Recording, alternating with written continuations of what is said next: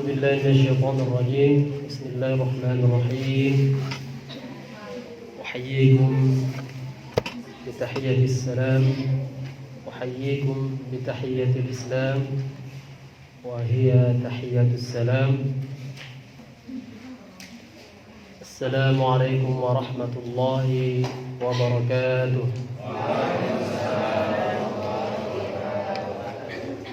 إن الحمد لله نحمده ونستعينه ونستغفره ونعوذ بالله من شرور أنفسنا ومن سيئات أعمالنا. من يهده الله فلا مضل له ومن يضلل فلا هادي له.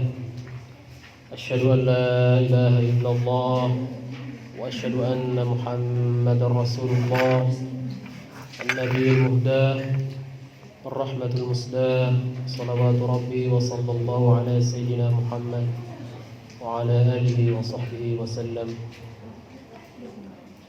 قال الله تعالى في كتابه الكريم بعد أعوذ بالله من الشيطان الرجيم. بسم الله الرحمن الرحيم.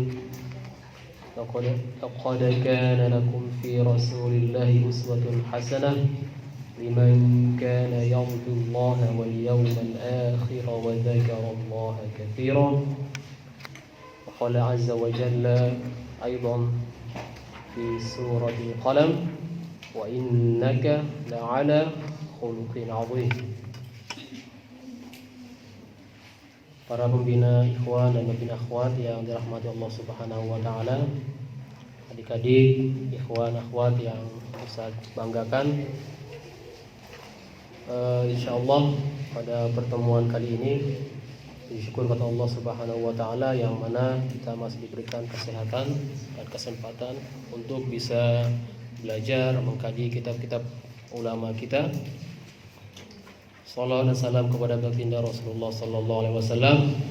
Allahumma shalli ala sayyidina Muhammad wa ala ali sayyidina Muhammad. Mudah-mudahan kita termasuk umatnya yang mendapat syafaatnya di yaumul akhir. Amin ya rabbal alamin.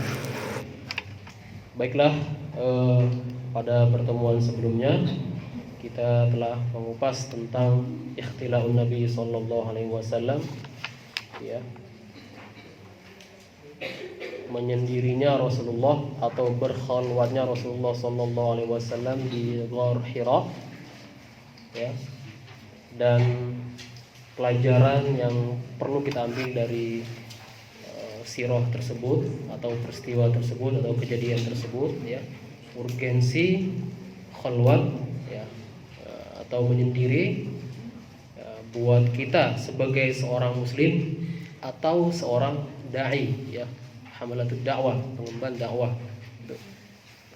Itu sudah kita bahas panjang lebar di pertemuan sebelumnya, dan ini adalah kelanjutan dari khalwatnya Rasulullah sallallahu alaihi wasallam. Ya.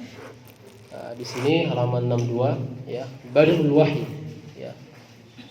Awal pertama wahyu diturunkan kepada Rasulullah sallallahu alaihi wasallam, ya, terjadi di Ghar Hira, ya, di Bukit Hira seperti itu. Dan nanti akan kita baca agak di awal-awal ini kita baca agak detail, ya, agak pelan-pelan, karena nanti dari kejadian-kejadian ini muallif, ya, Muhammad Said Ramadan Al-Buti akan mentahlil, akan menjelaskan peristiwa demi peristiwa, kejadian-kejadian yang ada di Ghar Hira itu. Jadi nanti kita di awal ini agak bacanya agak banyak lah gitu, ya. Ya enggak dilompat lah misalnya kayak gitu, ya. Oke. Sebelum kita masuk ke poin intinya, zaman sekarang ini dengan adanya perkembangan teknologi yang sangat hebat, ya, medsos yang dulunya tidak ada sekarang sudah ada, dan setiap tahun sepertinya ada aplikasi baru, ya, ada format baru, ya, pokoknya ada terus berkembang, ya. Dulu cuman SMS-an, bisa video. Dulu cuman video, sekarang bisa TikTok, joget-joget segala macam. Waduh, luar biasa, ya. Jadi perkembangan teknologi ini sangat mempengaruhi pola pikir kita sebagai muslim juga, ya. Di barat, ya, sekarang itu Kristen itu sudah semakin sedikit. Orang di barat itu sekarang lebih banyak ateis, mulhid. Ateis itu adalah orang yang tidak mengakui adanya Tuhan atau mengakui tidak adanya agama, gitu. Nanti ada kaitannya dengan apa yang beliau akan sampaikan di sini, gitu. Bahkan kita mungkin sebagai muslim juga kita memang nggak mengaku sebagai ateis, sebagai mulhid, tapi kadang-kadang perilaku kita mengarah ke ateis seperti itu, ya.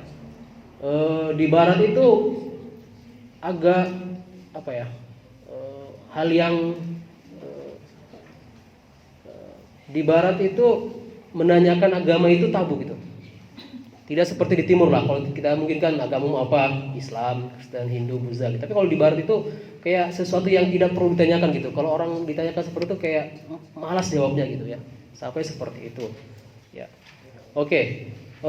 Kita juga sebagai muslim ya, bahkan ada para penulis-penulis sejarah-sejarah Rasulullah ya, sejarawan Rasulullah yang mencoba mentakwil-takwil gitu. Yang mencoba tidak percaya dengan hakikat yang sebenarnya terjadi. Dulu di awal-awal kita jelaskan bahwa ada yang mentakwil tentang pembelahan di dada Rasulullah kan. Ada yang mentakwil bahwa itu tidak terjadi, hanya pembersihan saja gitu ya.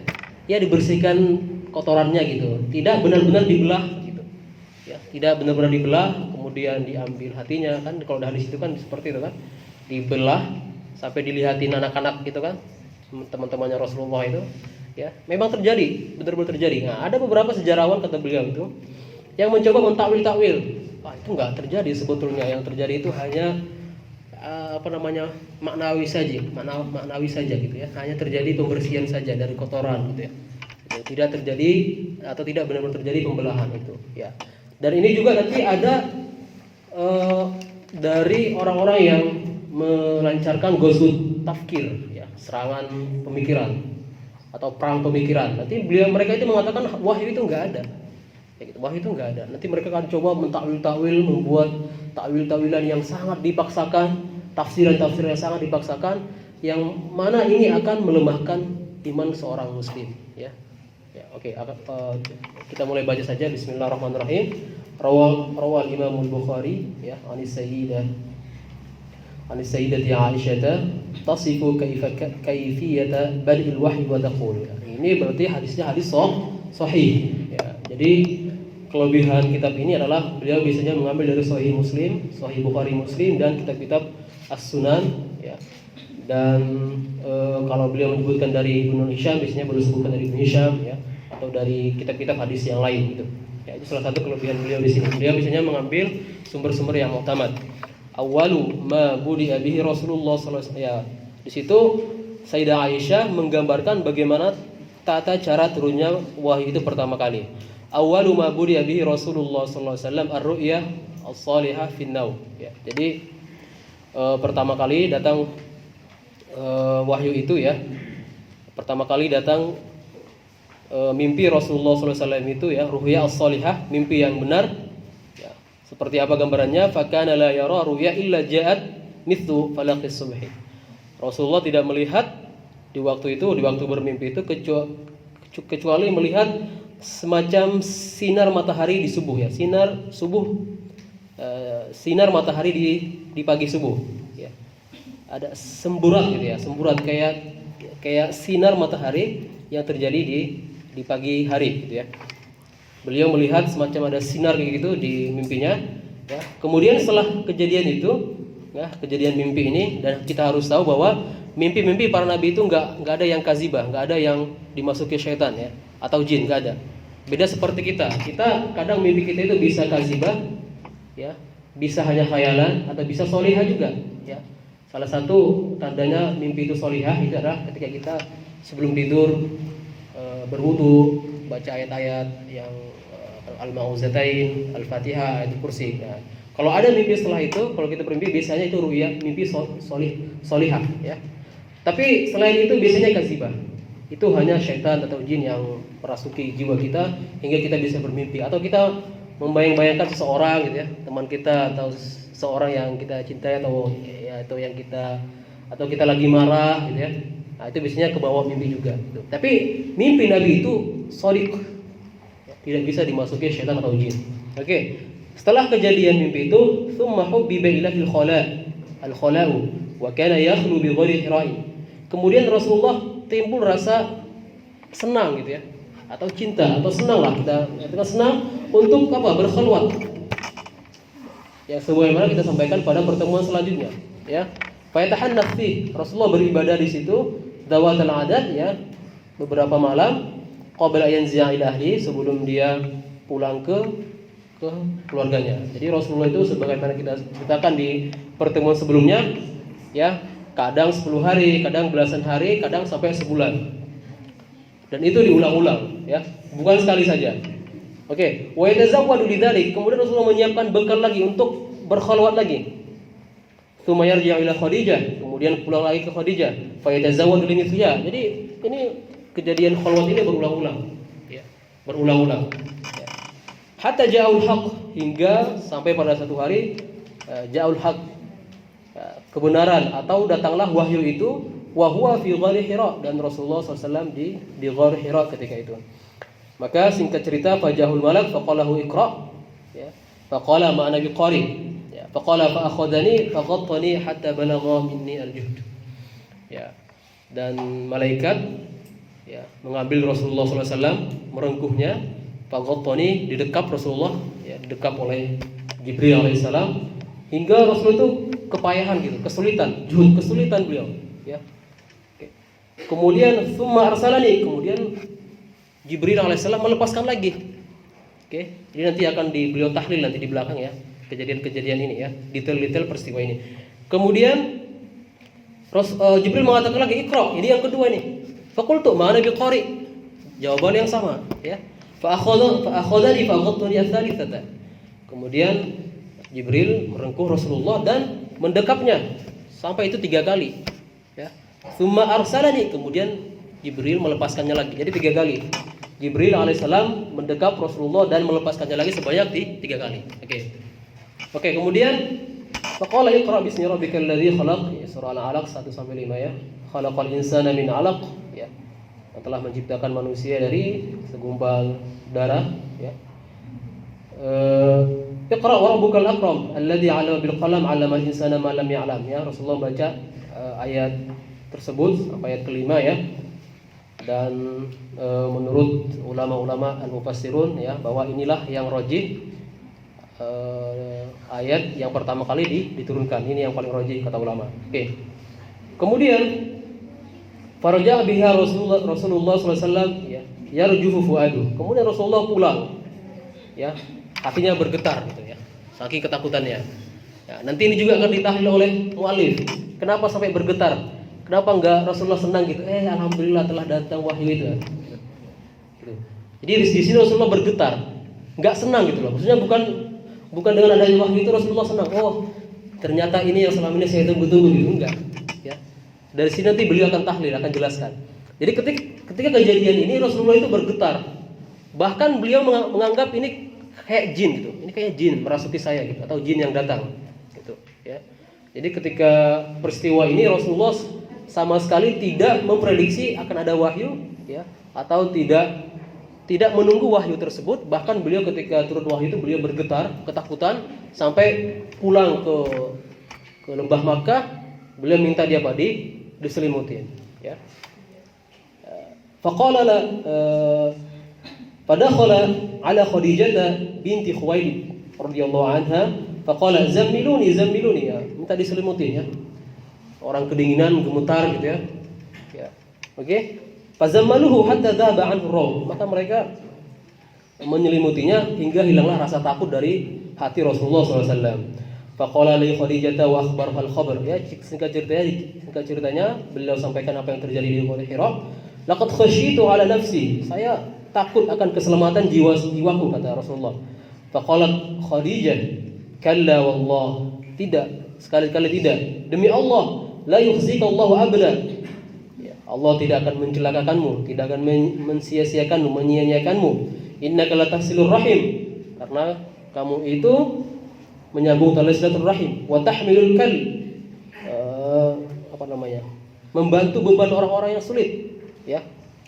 Membantu mengangkat beban-beban orang yang kesulitan, wa taksibul ma'dum, atau membantu orang yang kehilangan hartanya, kehilangan harta bendanya gitu ya. Wa taqrid dhaif, kamu juga memuliakan tamu. Wa tu'inu ala nawaibil haq, dan kamu juga membantu orang-orang yang benar gitu. Jadi ini salah satu beberapa sifat-sifat Rasulullah SAW sebelum beliau diutus menjadi Rasulullah menjadi nabi ya, menjadi rasul yang diutus ya. Ya.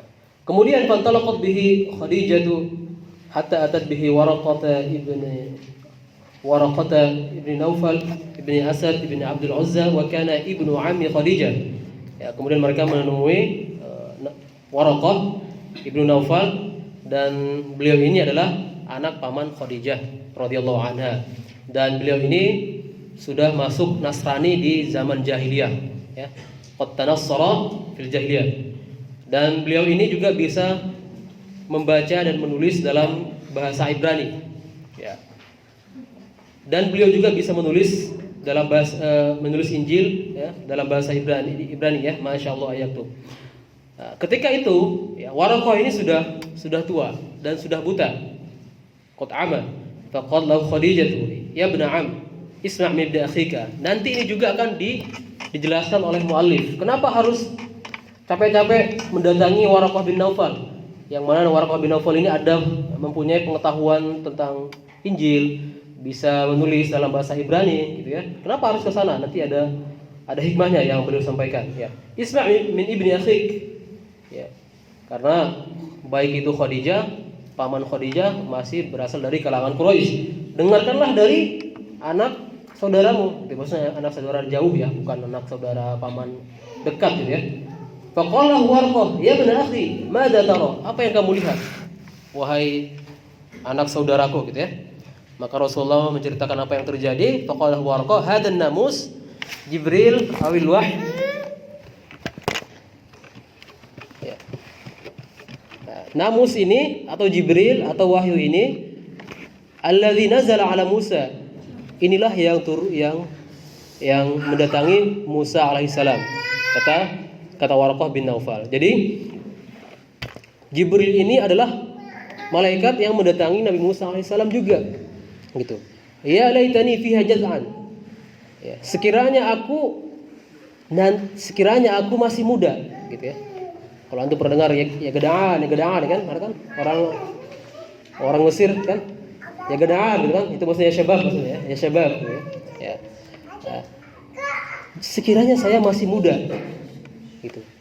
Beliau berandai-andai ingin beriman kepada Nabi Muhammad SAW karena ini adalah tanda-tanda kenabian. Beliau sudah tahu bahwa Nabi Muhammad ini akan diutus menjadi nabi. Maka beliau mengatakan, ya laitani fiha jaz'an. Sekiranya saya masih muda dan saya bisa mengimani dan membantu Rasulullah SAW.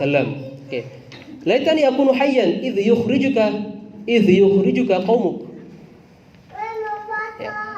Sekiranya saya masih hidup ketika kaummu mengeluarkanmu dari Makkah atau mengusirmu dari Makkah. Ya. Jadi Waraqah juga sudah tahu bahwa Nabi Muhammad ini akan diusir dari Makkah Al-Mukarramah. Maka Rasulullah SAW mengatakan, awa mukhrijiyahum, apakah mereka benar-benar mengusirku? Kata Rasulullah, iya. Lam yati rajulun qat bimithli ma ji'ta bihi illa udiya. Ya, tidak ada seorang laki-laki yang membawa risalah seperti ini ya kecuali akan dimusuhi. Ya, illa udiya, kecuali akan dimusuhi. Oke. Wa yudrikni yaumuka ansuraka nasran mu'azzara. Kalau saya masih hidup di mana kamu nanti diutus, maka saya akan membantumu dengan bantuan yang sangat luar biasa ya. Tsumma lam yalbas Waraqatu an tuwfiya wa fatara al-wahy. Dan tidak lama berselang Waraqah ini meninggal. Jadi beliau tidak sempat melihat Rasulullah ya diutus menjadi nabi, jadi sudah meninggal. Kemudian di sini ada perbedaan ulama kan setelah turunnya ayat surah pertama ini, nanti setelah itu wahyu itu akan terputus ya, akan terputus. Mar, jangan. Ya. Nanti wahyu itu akan terputus, ya. Ada ulama yang mengatakan terputus selama 3 tahun. Ya. Ada juga yang mengatakan terputus kurang dari 3 tahun. Ada yang mengatakan cuma 6 bulan. Ini katanya yang paling sahih. Dan lagi-lagi kenapa ini terputus? Kata beliau nanti ada hikmahnya, ya. Sabar ya, insyaallah di belakang nanti ya. Jadi detail dari perjalanan Rasulullah, peristiwa Rasulullah di Gor Hira ini dan ketika kembali pulang ke lembah Makkah kepada Khadijah radhiyallahu anha nanti akan beliau tahlil, akan beliau jelaskan satu persatu, ya. Oke. Kemudian nanti akan turun ayat lain atau wahyu lain yang diriwayatkan dari Imam Bukhari an Jabir bin Abdullah qala wa huwa yuhadditsu an fatratil wahyi faqala fi hadithi. Jabir bin Abdullah menyebutkan atau mengabarkan kita tentang terputusnya wahyu itu, ya, dan beliau mengatakan bainama ana amshi idz sami'tu sautan minas sama. Ketika Rasulullah itu berjalan, saya mendengar suara dari sama, dari langit.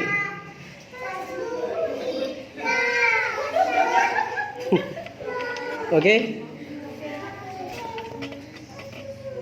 Farafa'tu basari, saya mengangkat pandangan saya ke langit, menengadah ke langit. Oke. Fa idzal malak alladhi ja'ani bi Hira jalisun ala kursiyyin baina as-sama'i wal ard fara'aitu minhu, ya. Nah, di situ beliau melihat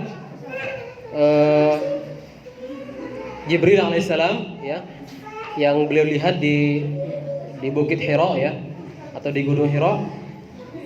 Beliau ini atau Jibril ini duduk, ya, di atas kursi di antara langit dan bumi, ya. Fara'aitu minhu, maka saya takut. Dan ini perlu kita ketahui bahwa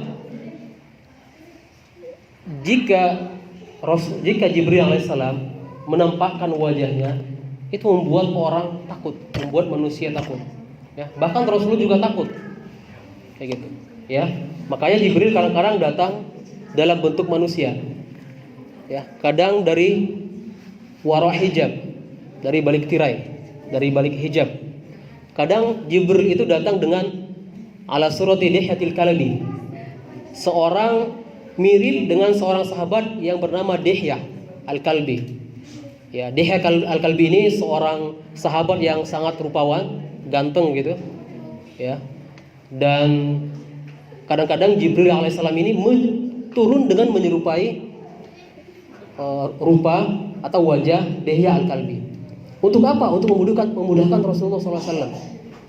Ya. Hadis yang di Arba'in An-Nawawiyah, ya, mal iman, mal ihsan, itu Jibril turun dengan rupa manusia, gitu. Tapi pada kali ini beliau melihat dengan rupa aslinya. Fara'aitu minhu, maka Rasulullah takut, kayak gitu, ya, takut sekali, ya.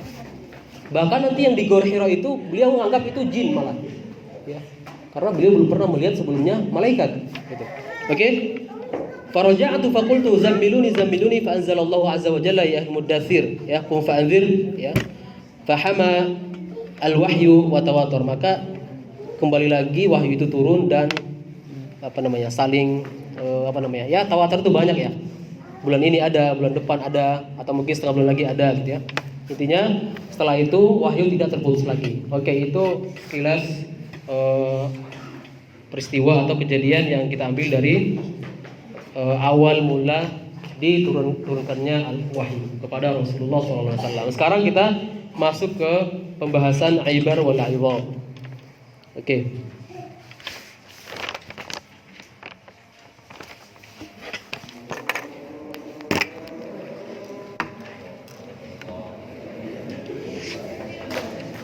Oke, kita lanjutkan, ya. Ini memang masih banyak ke belakang, mungkin tidak bisa sampai selesai, ya.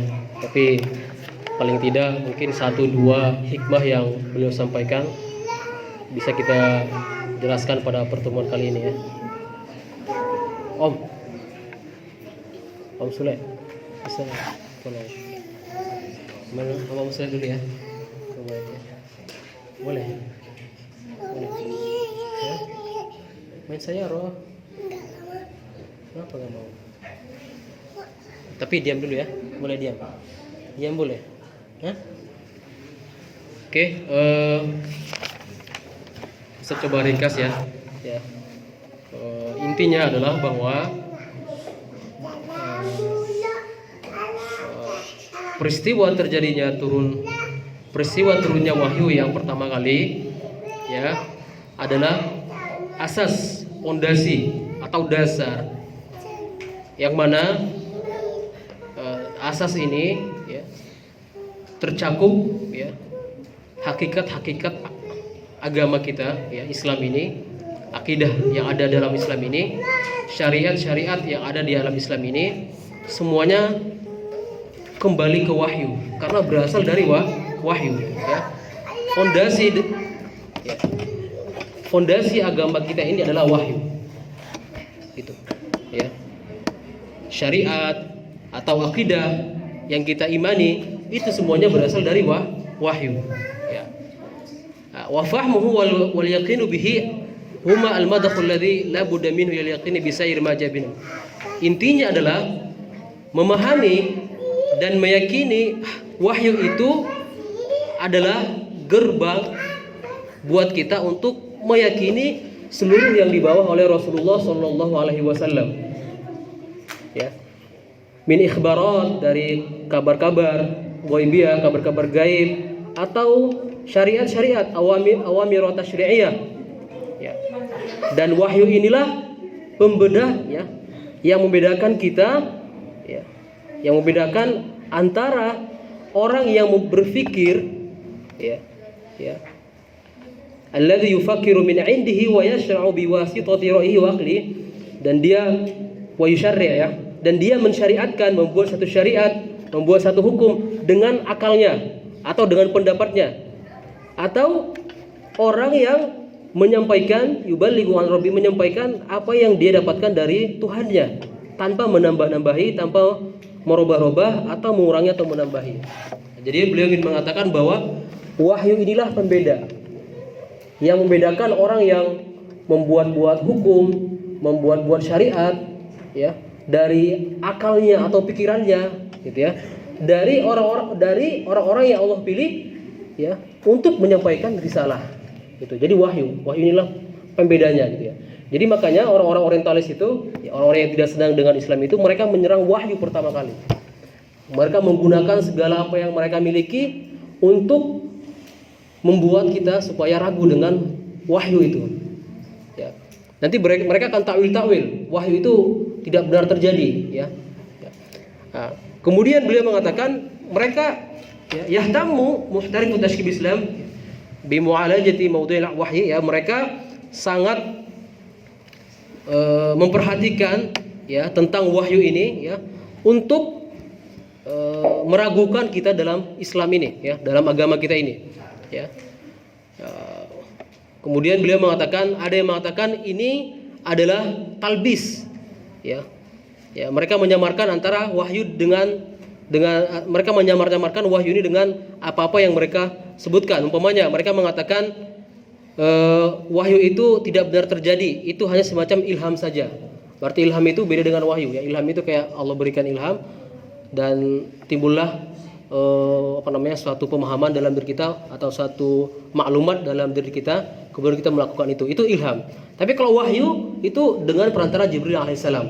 Oke. Kemudian juga mereka ingin memutarbalikkan atau ingin menyamarkan hadisun nafs. Hadisun nafs ini semacam kata hati ya, atau bisikan hati. Oke. Kemudian mereka juga mengatakan bahwa Rasul itu ada gangguan jiwa, as-sara', gangguan jiwa ya, atau epilepsi ya, kayak gangguan saraf atau otak gitu ya. Jadi mereka mengatakan wahyu itu sebetulnya tidak ada, tapi itu hanya sekedar ilham, atau itu bisikan hati, atau itu semacam gangguan jiwa Rasulullah SAW. Oke. Nah, jika mereka bisa membuat kita ragu di wahyu ini, maka mereka akan mudah ya menyerang kita dengan syubhat-syubhat yang lain, ya, yang lebih parah gitu. Itu maksud beliau di sini, ya. Ya. Fala in utiha tashkikuhum bihaqiqatihi amkana tafkirahum bikulli ma qad yatafarra'u minhu anhu min aqaid wa ahkam. Jadi kalau mereka bisa membuat kaum muslim itu ragu dengan wahyu, maka dengan mudahnya mereka akan memurtadkan atau mengkafirkan orang muslim, ya, dari cabang-cabang yang ada dalam agama kita ini, dari cabang-cabang akidah atau hukum-hukum yang ada dalam agama kita ini, gitu. Ya.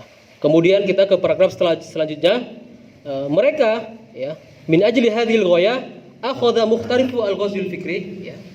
Orang-orang pegiat perang pemikiran ini, ya, orang-orang orientalis atau orang-orang yang sepakat dengan mereka berusaha mentakwil zahiratil wahyi, takwil zahiratul wahyi wa tahrif, merubah-rubahnya, ya, amma yarwihi lana al-muharrir, sebagaimana diriwayat oleh para sejarawan kita atau sebagaimana terdapat dalam sahih sunnah syarifah, dalam kitab-kitab sahih, ya. Dan mereka nanti akan yasluku ila dzalika ma yaruqu li khayalihi min fununi tasawwuratil mutakallif al-ghurib. Mereka membuat khayalan-khayalan, rekaan-rekaan, ya, yang sangat dipaksakan dan yang sangat aneh, gitu. Oke. Ya, malam ini agak berat ya pembahasannya, ya, tapi mudah-mudahan ada manfaatnya nanti buat antum sekarang dan di masa depan, ya. Dan bahasanya juga memang agak berat sedikit, ya. Oke. Ada yang mengatakan, yang pertama, famin mutasawwirin bi anna Muhammad alaihi salatu wasallam lam yazal yufakkir. Beliau itu katanya pemikir. Ya, wahyu itu tidak ada, tapi itulah hasil pemikiran beliau. Itu yang pertama. Ya. Jadi beliau itu katanya pemikir, ya.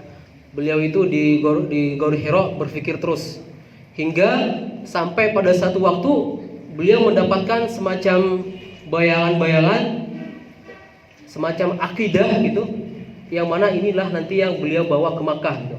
Jadi mereka tidak percaya adanya wahyu itu, ya. Bitoriqatil kashfit tadriji al-mustamir aqidatan, ya, kana yaraha al-kafirata bil qada'i 'ala al-wathaniyati. Oke, jadi mereka mengatakan Rasulullah itu berpikir hingga sampai pada satu titik hasil dari pemikiran Rasul itu dianggap sebagai akidah, yang mana akidah ini nanti akan menjamin, ya, untuk menghancurkan wathaniyah, paganisme, ya, atau penyembah berhala. Jadi mereka mengatakan wahyu itu enggak ada. Itu adalah hasil pemikiran Rasulullah SAW, kayak gitu, ya. Wa mimma qadali ala dzalika, ya. Nah, ditambah lagi bahwa mereka mengatakan isya'atul qaul. Mereka sampaikan bahwa Rasulullah itu mempelajari Al-Qur'an atau fondasi-fondasi ilmi dari siapa? Dari Bahira. Yang itu beliau jumpai di mana? Ketika perjalanan ke Syam, ya. Begitu. Ada juga yang mengatakan bahwa bukan ini, bukan itu, ya, bukan hasil pemikiran beliau, bukan juga dari Bahira, tapi dari mana? Rasul itu katanya kana asabiyan, ya, fanatik, ya. Ya, fanatik mungkin dengan Arabisme mungkin seperti itu, ya. Beliau menurut pandangan mereka beliau ingin dianggap sebagai seorang yang dihormati dari kalangan bangsa Arab dengan menjadi nabi, gitu, ya. Au musaban bidai sara, atau Rasulullah itu mengalami gangguan jiwa, epilepsi, ya. Gangguan otak atau saraf, itu namanya epilepsi, ya. Oke. Selamat datang yang baru datang, ya. Oke.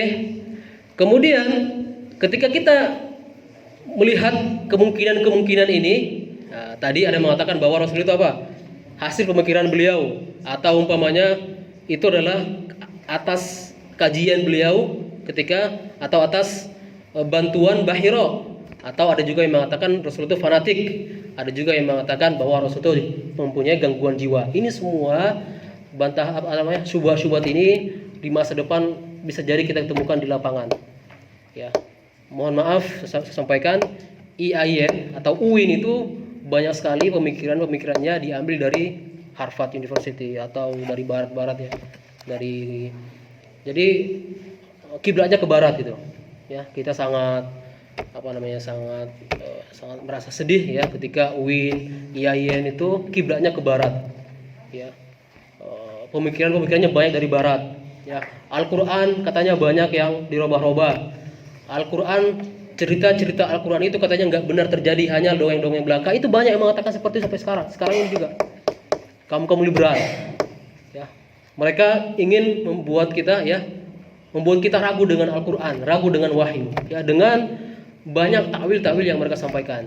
Ya, belum lama ini ada seorang dokter mengatakan di Indonesia, ya, lumayan terkenal, ya, beliau mengatakan cerita-cerita di Al-Quran itu belum tentu benar adanya. Wah, itu kan repot itu, ya. Berapa banyak di Al-Quran? Sepertiganya Al-Quran itu kisah, kan? Kalau kita mengatakan sepertiga di Al-Quran itu tidak benar adanya, berarti kita telah meragukan sepertiga Al-Quran. Ini hampir mirip dengan yang mereka sampaikan. Ini intinya, ini sepertinya benih-benihnya dari sini. Nanti masuk ke masalah mereka nggak percaya bahwa Al-Quran itu sudah masih autentik, sudah dirubah-rubah. Nanti mereka masuk ke kisah-kisah Al-Quran itu sudah belum tentu benar, gitu ya. Mereka mengatakan belum tentu benar. Mereka tidak mendustakannya, tapi mengatakan mereka tidak juga membenarkannya, gitu loh. Jadi ya tasdik lah, gitu ya. Tidak benar dan tidak juga belum tentu benar, belum tentu dusta, gitu. Nah, beliau nanti di sini akan berusaha membalas, ya, serangan-serangan dari kaum orientalis ini. Yang pertama adalah, ya, ini kalau dibaca perkata emang agak sulit, ya. Langsung aja ke di sini. Limadha ra'a Rasulullah sallallahu Jibril bi'ainai ra'sihi li awwal marrah. Kenapa Rasulullah harus melihat Jibril, ya, dengan mata kepalanya? Kenapa? Ya. Waqad kana bil imkani ay yakuna al wahyu min wara'i. Bisa jadi mudah bagi Allah untuk memberikan wahyu itu pertama kali dengan apa? Di balik tirai. Dalam artian Rasulullah tidak melihat Jibril alaihissalam secara nyata. Bisa jadi, kan? Tapi di awal pertama kali turun wahyu itu Rasulullah melihat dengan mata kepalanya sendiri.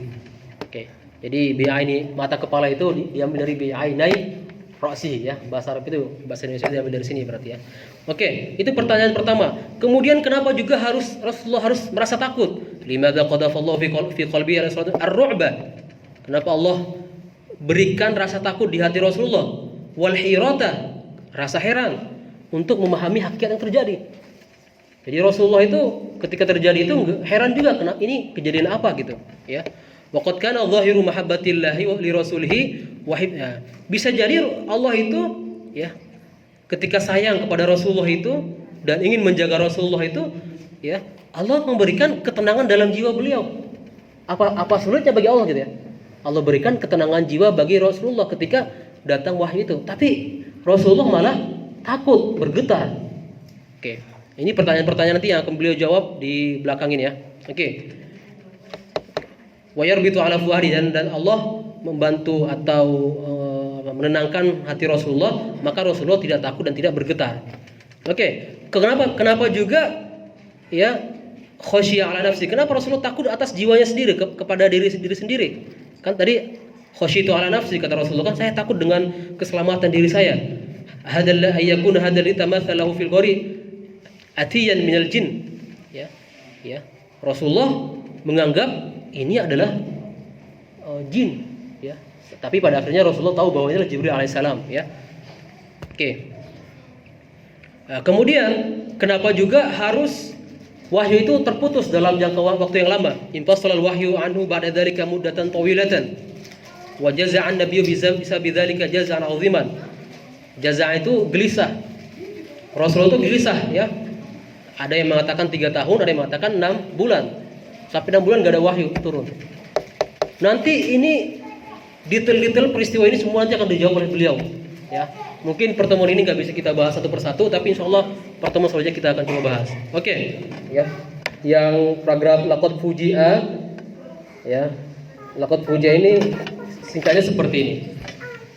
Kenapa Rasulullah itu harus disuruh mengucapkan Iqra, disuruh baca? Ya gitu. Kenapa? Bisa aja kan Jibril mengatakan, ini loh ada wahyu pertama kali, hafal ya. Hafal dewe gitu, ya. Hafal sendiri-sendiri gitu, ya. Ya gitu. Bisa jadi kan? Ya gitu. Mudah aja kan? Gitu. Apalagi Rasulullah orang Arab. Ya, orang Arab di masa itu kalau dengerin 100 bait sekali denger langsung hafal. Ini cuma 5 ayat gitu. Tapi Jibril menyuruh Rasulullah untuk apa? Membacanya, bahkan mengulangnya 3 kali. Untuk apa? Nah, ini beliau sampaikan. Ya. Laqad fujiya Muhammad sallallahu alaihi wasallam wa fi qawlihi bi Jibril amamu yarahu bi 'aini wa huwa yaqulu iqra hatta yatabayyana anna dhahiratal wahyi laysat amran dzatiyan. Ini hikmahnya. Supaya jelas bagi kita bahwa fenomena wahyu ini bukanlah amrun dzatiyan, bukanlah bisikan hati Rasulullah SAW, bukanlah bisikan jiwa Rasulullah SAW. Bisikan hati itu kayak gini. Seandainya saya jadi direktur, seandainya saya jadi gubernur, seandainya saya jadi bupati, seandainya saya jadi presiden, gitu kan? Itu. Nah, itu bisikan hati kan? Pengen itu, pengen ini, itu bisikan hati. Nah, dengan adanya kata-kata Iqra itu, ini menjelaskan bahwa Rasulullah itu tidak ada dalam hatinya bisikan untuk menjadi seorang rasul, ya, atau untuk mendapatkan wahyu, gitu. Ya, itu kata beliau hikmahnya, ya. Laysat amrun dzatiyan dakhiliyan maradduhu ila haditsin nafsi al-mujarrad. Ya. Yang mana ya, amrun dzatiyan, perkara ini, ya, bukanlah berasal dari hati Rasulullah atau dalam diri Rasulullah, yang mana itu nanti dianggap sebagai apa? Haditsun nafs. Apa namanya? Bisikan hati atau bisikan jiwa, gitu. Akan tetapi wahyu inilah istiqbalun wa talaqqi li haqiqati kharijiyatin, ya, la alaqata laha bin nafsi wa dakhil zat. Bahwa wahyu ini adalah penerimaan, ya, dari Nabi Muhammad SAW atau talaqi, ya. Talaqi berarti dari Jibril kepada Nabi Muhammad SAW atas satu hakikat yang mana itu di luar apa? Di luar bisikan hati, yang tidak ada kaitannya dengan bisikan hati. Oke. Kemudian kenapa pula Rasulullah itu, kenapa Jibril wadammal malaku iyyahu, ya, wadammal malak itu mendekap, ya. Kemudian Jibril alaihissalam itu mendekap Rasulullah dan melepaskannya sampai 3 kali, ya, dan mengatakan Iqra, ya. Ini untuk mengakidkan, untuk menguatkan bahwa ini bukanlah bisikan hati Rasulullah, ya. Iqra bismi rabbikal ladzi khalaq itu bukanlah bisikan hati Rasulullah, tapi itu benar-benar berasal dari wahyu. Oke. Nah, insyaallah ini perangkat terakhir, ya. Oke. Ya. Agak berat, tapi ya mudah-mudahan antum juga bisa mengambil faedah, ya. Oke. Kemudian di waktu itu, ya, Rasulullah itu merasa takut, ya. Dakhala al-khawf war-ra'bu, ya. War-ra'bu mimma sami'a wa ra'a. Sampai pada satu waktu Rasulullah itu, ya, berhenti dari khalwatnya. Qata'a khalwatahu, ya. Kembali kepada rumahnya, kembali ke rumah beliau dengan hati yang bergetar. Oke. Ini juga menjelaskan kepada kita, ya, orang yang berpikir, ya, yang berpikir jernih, mufakirin aqilin, bahwa Rasulullah SAW lam yakun mutasyawwifan lirisalah, ya, tidak menunggu risalah itu, ya, atau tidak menunggu lah, ya, tidak menunggu risalah itu, ya, yang mana beliau akan membawanya, ya, sayyiduha ila hamliha wa bathil alam, yang mana Rasul itu akan mengembarnya atau menyebarkannya ke alam ini, ya, ke alam semesta ini, ya. Dan fenomena wahyu ini, zahiratul wahyi, lam ta'ti munsajimatan atau mutammimatan li syai'in ma qad yatasawwarahu aw yakhturu fi bali. Ya, fenomena wahyu ini tidak selaras, ya, atau bukanlah kelanjutan apa yang pernah beliau bayangkan selama ini. Jadi intinya Rasulullah itu tidak pernah membayangkan suatu hari akan menjadi nabi, nggak pernah beliau memikirkan itu, ya. Allah lah, ya, Allahu a'lamu haitsu yaj'alu risalata. Allah yang mengetahui di mana tempat risalah itu diturunkan kepada siapa, ya. Rasulullah itu nggak tahu sebelumnya dan nggak menunggu-nunggu, ya, kapan ya saya diangkat atau dinaikin jabatan, gitu, ya. Nggak ada seperti itu, ya. Kalau kita mungkin jadi pegawai, gitu, ya, udah berapa tahun, kapan naik jabatan, gitu, ya, naik golongan, gitu kan. Nah, itu kan ada hadis nafs berarti ya. Ada keinginan untuk naik, ada keinginan untuk dilantik, gitu ya.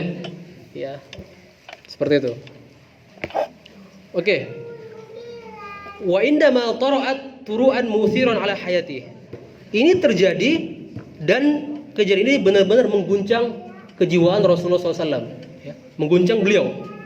Ya, wa fuji'a biha duna ayyi tawaqqu'in, dan beliau itu ya ya, tiba-tiba diberikan wahyu itu tanpa ada prediksi sebelumnya. Duna ayyi tawaqqu'in sabit, tidak ada prediksi Rasulullah untuk menjadi nabi. Ya. Oke. Seperti itu, ya. Paragraf itu sepertinya cukup ya. Itu belakang itu menjelaskan bahwa wala syakka an hadza laysa min sya'ni at-tadarruj fi ta'ammul wa tafid ya. Nah, kalau ada orang yang merenung, berpikir dan ingin menjadi nabi, ingin menjadi itu, ingin menjadi dapat jabatan ini, jabatan itu, ya. Justru dia tidak akan kaget ya, atau tidak akan merasa takut ya. Tapi Rasulullah SAW ketika diturunkan wahyu tersebut, Rasulullah merasa sangat kaget ya. Bahkan pada pertama kalinya beliau menganggap itu sebagai jin, dan ternyata bukan jin ya, dan itu malaikat Jibril alaihissalam. Dan ini akan membantah serangan-serangan orang orientalis yang mengatakan bahwa wahyu itu sebetulnya tidak ada. Wahyu itu hanyalah bisikan hati Rasulullah. Wahyu itu hanya proses atau hasil riset atau belajarnya beliau kepada Bahira, atau wahyu itu adalah disebabkan Rasulullah itu sangat fanatik, atau disebabkan gangguan jiwa atau gangguan saraf, gangguan otak yang diderita oleh Rasulullah SAW. Ya, mungkin itu saja yang ya, bisa saya sampaikan, dan mudah-mudahan uraian kita pada malam hari ini memperkuat benteng keimanan kita. Antum mungkin adik-adik di sini jarang yang mendengarkan syubhat-syubhat seperti ini, tapi kalau antum kuliah di Indonesia, Ustaz dulu pernah ditanyakan ya, coba buktikan kepada kami satu ayat saja tentang eksistensi Allah, adanya Allah itu apa? Dia nggak mau percaya Allah, padahal dia Muslim, kecuali datangkan satu ayat katanya. Masya Allah gitu ya. Itu seorang yang belajar di ya Universitas Islam atau institusi Islam. Pertanyaannya aneh-aneh. Atau mungkin karena langsung sekolah di sini, tidak yang dulu di pondok gitu, jadi tidak terlalu banyak mendengarkan syubhat-syubhat yang ada di Indonesia. Wah, banyak sekali. Ya, apalagi yang masuk nanti filsafat Romawi, filsafat Yunani. Wah, tidak dibarengi dengan akidah yang sudah kuat. Waduh, luar biasa ya. Dan luar binasa ya. Iya betul. Ustaz dulu ya ditanyakan dengan pertanyaan-pertanyaan yang gak pernah terbersit di hati. Kayak gitu. Ya. Kalau mungkin kenapa Rasulullah beristri banyak itu masih bisa lah, mungkin di sini juga pernah sering kita dengarkan kan. Tapi ayat apa yang membuktikan Allah itu ada? Coba kita mau jawab apa coba? Gitu. Atau umpamanya, waduh banyak sekali ya. Pokoknya banyak sekali pertanyaan-pertanyaan itu yang merusak keimanan kita. Gitu. Ya. Coba buktikan secara ilmiah tentang wahyu itu. Bagaimana? Secara ilmiah katanya. Terus coba buktikan Al-Quran itu masih otentik. Mereka akan serang Al-Quran dengan qiraatnya segala macam gitu ya. Banyak sekali ya. Yang mana mereka ini sebetulnya mengambil syubhat-syubhat dari barat, dari kaum orientalis. Ya, dengan memperkuat benteng keimanan kita dengan wahyu ini, insya Allah itu bisa sedikit nanti membalas ya serangan-serangan mereka gitu ya. Karena kata beliau di sini, kalaulah wahyu ini kita sudah ragu, bagaimana pula dengan syariat-syariat yang lain ya, fondasi-fondasi Islam yang lain ya. Karena wahyu inilah pintu gerbang kita untuk beriman kepada apa yang dibawa oleh Nabi Muhammad Sallallahu Alaihi Wasallam. Oke, makanya ada dulu saya dengar menggugat Tuhan, ada kan? Ada buku itu menggugat Tuhan katanya. Ada seperti itu, banyak di Indonesia ya, yang bersifat-sifat keraguan gitu ya. atau umpamanya rekonstruksi Al-Quran. Waduh, keren banget ya, rekonstruksi Al-Quran. Wah, jadi Al-Quran itu katanya nggak up to date lagi sekarang. Al-Quran itu kan wahyu juga kan? Wahyu, memang itu wahyu kan? Rekonstruksi Al-Quran, menggugat Tuhan. Itu banyak di Indonesia seperti itu. Pemikiran seperti itu banyak di Indonesia. Ya. Oke, adik yang terhormat Subhanahu wa taala. Mohon maaf kalau memang ya mungkin kurang lugas, kurang jelas. Tapi memang pembahasan kali ini agak berat karena itu berkaitan dengan akidah, dengan wahyu. Tapi mudah-mudahan bisa bermanfaat buat Ustaz dan buat antum. Ya, kata Ustaz Khairil apa? Belajar itu tidak mudah. Kalau kita pengen cari yang enak-enak saja, nggak bakalan sampai, gitu ya. Ya, seperti itu ya. Dan ya mudah-mudahan bermanfaat. Aku qouli hadza ya. Wa astaghfirullah li wa lakum. Wassalamualaikum warahmatullahi wabarakatuh. Dapatkan video terbaru dari kami. In huwa illa wahyun yuha. 'Allamahu shadidul quwa.